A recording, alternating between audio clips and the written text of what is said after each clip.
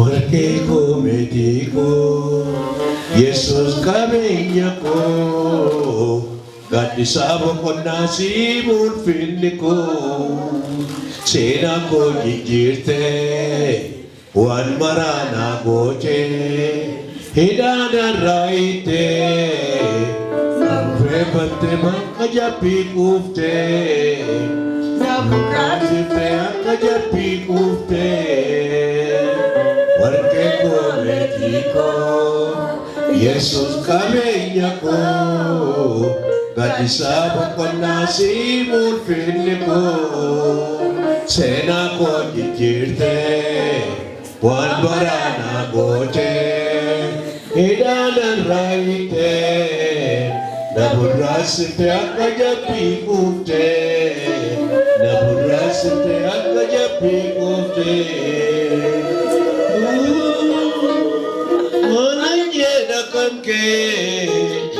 ulfaatu malee maqaan kee ulfaatu malee maqaan kee ulfaatu malee maqaan kee ulfaatu malee maqaan kee warqee koo meetii koo Yesuus qabeenya koo gaddisaa boqonnaa si ulfinni koo seenaa koo jijjiirtee waan maraanaa gootee hidhaanarraa hiitee naafurraasiftee akka jabbii kuuftee naafurraasiftee akka jabbii kuuftee warqee koo meetii koo Yesuus qabeenya koo gaddisaa boqonnaa si ulfinni koo seenaa koo jijjiirtee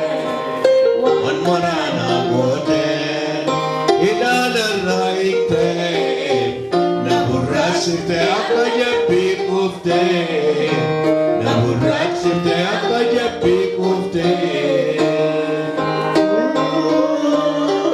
maalan jedha kan kee ulfaatu malee maqaan kee ulfaatu malee maqaan kee ulfaatu malee maqaan kee ulfaatu malee maqaan kee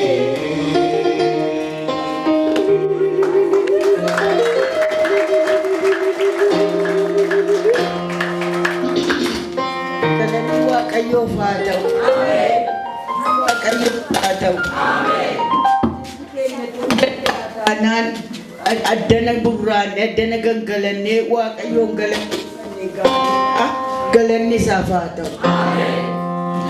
Jilba sannu kennee akka qabannu sannu godhe galanni isaaf haa ta'u. Ulfinni isaaf haa ta'u. Ijoollee keenyas nu guddisee karaan nu baasee geggeessaa gaarii Waaqayyoo nu geggeesse ulfinni maqaa isaaf haa ta'u.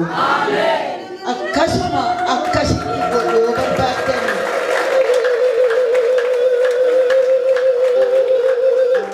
Kiristoos ilma Waaqayyootti hikkadhaa isatti himadhaa halkanii guyyaa itti bo'aa warri isatti amantan Waaqayyo amanamaadha. Waan tokkollee waan namni itti himate didee akka namaa nama jalaan geggeeddaru galanni isaaf haa ta'u. Yaa Waaqayyo siif haa galatu gooftaa koo gasii jenna aton jedhu gooftaa koo ulfinni siif haa ta'u.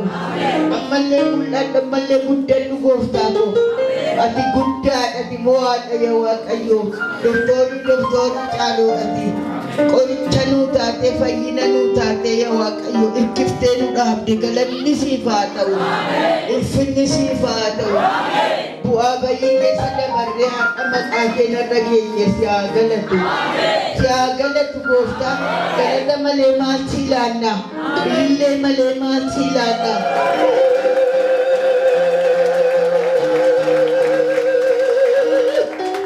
Qabaadhaan ililleedhaan ofirraa bu'aa galateeffadhaa Waaqayyo.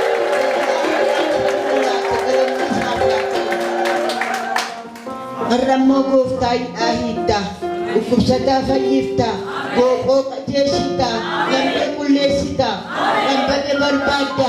Harkisee kaafta. Ati gooftaadha Yesuus. Ati gooftaa keenya. Ati mo'aa keenya si haa galatu. Ulfinni maqaa kee haa ta'u galata kee Yesuus.